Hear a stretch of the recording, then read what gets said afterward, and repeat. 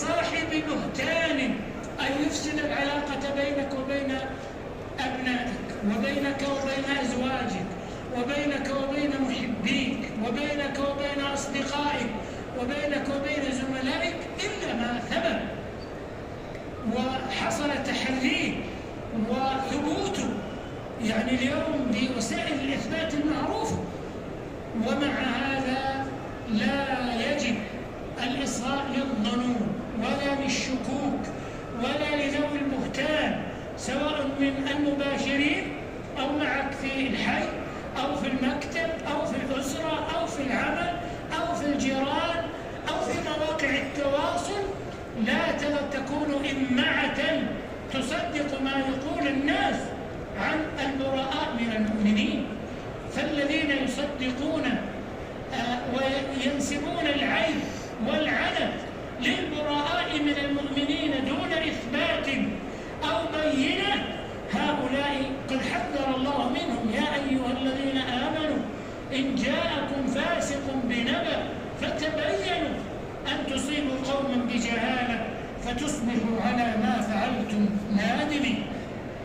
وقد أورد قصة الإفك البخاري ومسلم لعظيم أثرها في بيت النبوة وعظيم ما جعل الله فيها من الخير للمصطفى صلى الله عليه وسلم وأهل بيته، بل وعموم الأمة ممن ابتلوا بالإفك والبهتان. واليوم في هذا العصر هو عصر الإفك والبهتان على المسلمين عبر ما شديد الأسف هذه المواقع التي يراها الناس ويطلعون عليها، وهي يعني في أعينهم وفي اهتمامهم صباح مساء. لك أن تطالع لكن لا تصدق. لا يجوز لك أن تصدق في مسلم بريء أو أن تطعن في عرضه أو ماله أو عقله أو دينه أو نفسه أو ما إلى ذلك من الأمور. عن عائشة زوج النبي صلى الله عليه وسلم قالت: كان رسول الله صلى الله عليه وسلم إذا أراد أن يخرج سفرا أقرع بين نسائه، فأيتهن خرج سهمها خرج بها رسول الله صلى الله عليه وسلم معه. قالت عائشة رضي الله عنها: فأقرع بيننا في غزوة غزاها، وهي غزوة بني المصطلق، غزوة المريسيع في السنة 5، فخرج فيها سهمي، فخرجت مع رسول الله صلى الله عليه وسلم، وذلك بعدما أنزل الحجاب، فأنا أحمل في هودجي، والهودج هو المحمل على وزن مجلس، أو يسمى المحمل أو المحمل، قبة توضع على ظهر الجمل تركب فيها النساء كما في قواميس اللغة، وإلى اليوم تكاد تكون موجودة في بعض البلدان. وأنزل فيها مسيرنا حتى إذا فرغ رسول الله صلى الله عليه وسلم من غزوه وقفل، أي دنونا من المدينة، آذن أي أعلم الناس ليلة بالرحيل، فقمت حين آذن بالرحيل فمشيت حتى جاوزت الجيش. لما آذن الرسول الرحيل ذهبت عائشة لتقضي حاجتها فضاع عقدها، فذهبت لتبحث عنه، فاستغرق هذا منها الوقت، فذهب الرحل وكانوا يظنون أنها في هودجها. فلما وصل النبي صلى الله عليه وسلم المدينة لم تصل معه. قالت: فلما قضيت من شأني أقبلت إلى الرحل فلمست صدري فإذا عقدي من جزع ظفار، يعني العقد هو القلادة، وجزع ظفار القلادة الجزع الخرز، وهي الخرز اليمانية، وظفار في اليمن مبنية على كسر الراء بلا تنوين في الأحوال كلها، وهي قرية باليمن. فرجعت فالتمست عقدي فحبسني ابتغاؤه، أي طلبه، وأقبل الرهط وكانوا يرحلون، فحملوا هودجي فرحلوه على بعير، وكانت النساء خفيفات. كان الركب يظنون أن عائشة في هودجها، وهي كانت تقضي حاجتها وتبحث عن عقدها في الليل. وما بالك بأحد ضاعت له، فقد شيئا في البر وفي الليل، ما في نور ولا إضاءة، سيظل يأخذ وقته. فمضى الوقت فذهب الرحل راجعين إلى المدينة، وكانت عائشة لم يغشاها اللحم. المهم أنها قالت رضي الله عنها: فظن القوم أنني في المحمل أو في المحمل، فظننت أن القوم سيفقدونني ويرجعون إلي، فبين أنا جالسة في منزلي غلبتني عيني، يعني تعبت من البحث عن العقد أو عن العقد كذا، فغلبتها عينها فنامت بعد التعب. وكان صفوان بن المعطل السلمي رضي الله عنه ثم الذكواني قد عرس من وراء الجيش. التعريس أن ينزل الإنسان آخر الليل في السفر لينام أو ليستريح، ومنه حديث عرس بالمغمس أي نزل آخر الليل فأدلج. الإدلاج هو آخر الليل. هذا من؟ صفوان. فأصبح عند منزله يتفقد ما بقي من الجيش، فوجد سوادا وهو ظل عائشة رضي الله عنها بعد أن تعبت في البحث عن عقدها، وكان يراني قبل أن يضرب الحجاب علي، فقال: إنا لله وإنا إليه راجعون. قالت رضي الله عنها: فاستيقظت باسترجاعه حين عرفني فخمرت وجهي أي غطيته بجلبابي، ووالله ما يكلمني كلمة ولا سمعت منه كلمة غير استرجاعه، حتى أناخ راحلته فوطئ على يدها فركبتها فانطلق يقود بي الراحلة حتى أتينا الجيش بعدما نزلوا موغرين في نهر الظهيرة. في نهر الظهيرة، الموغر هو النازل في وقت الوغرة وهي الظهيرة شدة الحر. فهلك من هلك في شأني. جت فرصة للمنافقين يريدون أن يشوشوا، أن يثيروا البلبلة. وإلى اليوم المنافقون في كل عصر وفي كل مكان هم من وراء إثارة الإفك والبهتان في الأمة ليضربوا قلوب بعضهم ببعض. وكان الذي تولى كبره أي عظمه عبد الله بن أبي بن سلول، وسلول الخزاعية هي أم هذا المنافق.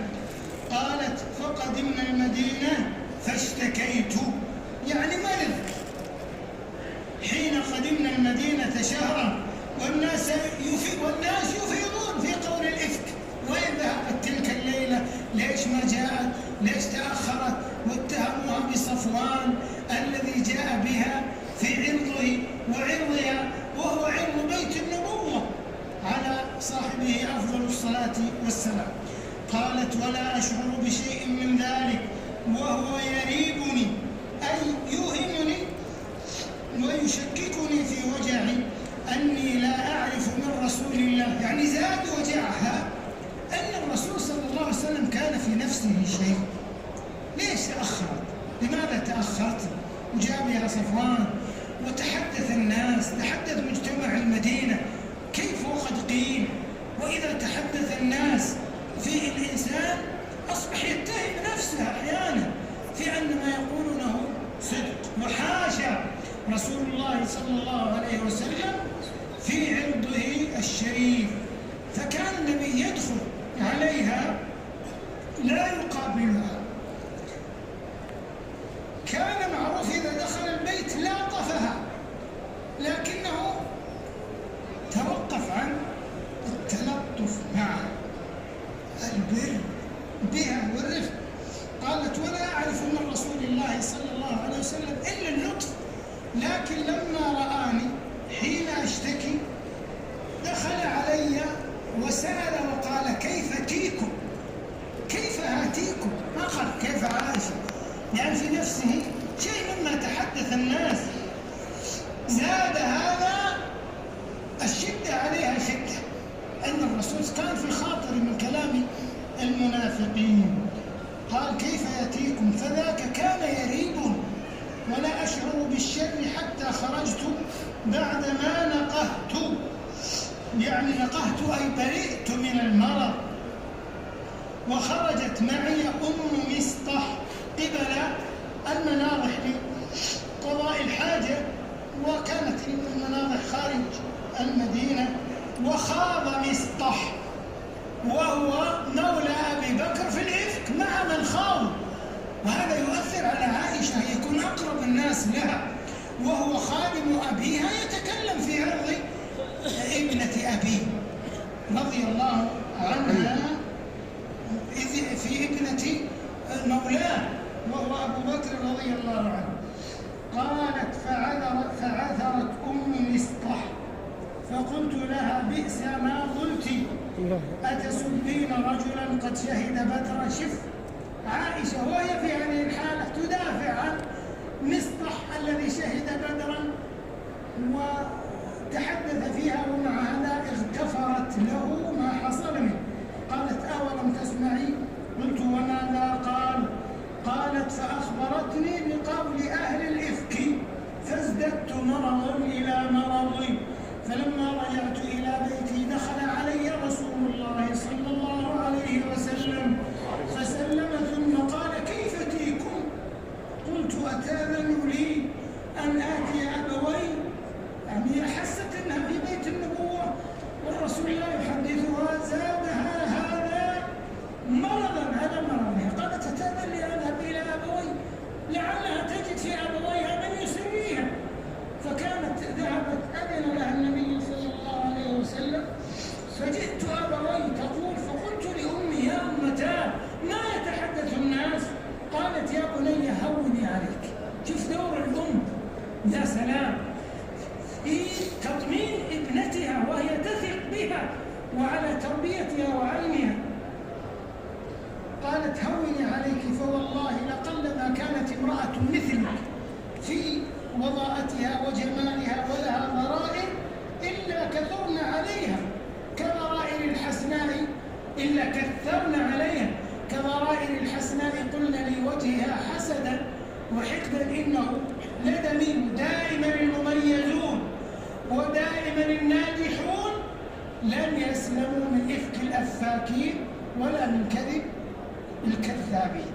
فالاثبت أيها المسلم لا تحسبوه شرا لكم بل هو خير لكم. وأنت أيها السامع ظن المؤمنون والمؤمنات بأنفسهم خيرا، لا تصدق إلا ما ثبت. قالت رضي الله عنها فطمنتني أمي فبكيت تلك الليلة حتى أصبحت لا يرقع أي لا ينقطع لي دمع ولا أكتحل بنوم. ثم أصبحت أبكي ودعا رسول الله صلى الله عليه وسلم علي بن أبي طالب وأسامة بن زيد فاستشارهما في فراق عائشة. فأسامة رضي الله عنه أشار عليه أن يبقيها، يا رسول الله ما علمنا عنها إلا خيرا. وعلي رضي الله عنه اجتهد وقال يا رسول الله النساء كثير، إذا كان في نفسك شيء عليها فالنساء كثير. وهذا مما زاد أيضا عائشة رضي الله عنها شكوى على شكواها.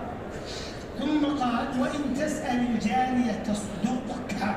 الجارية منها بريرة خادمة عائشة رضي الله عنها، هي أعلم بمداخل عائشة ومخارجها ومن معها ومن يأتي.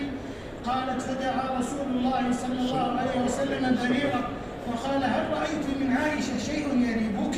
قالت بريرة والله لم أرى منها إلا خيرا، والله لم رأيت منها غير ذلك لا أرمغه عليها يعني أعيبه عليها إلا أخبرتك.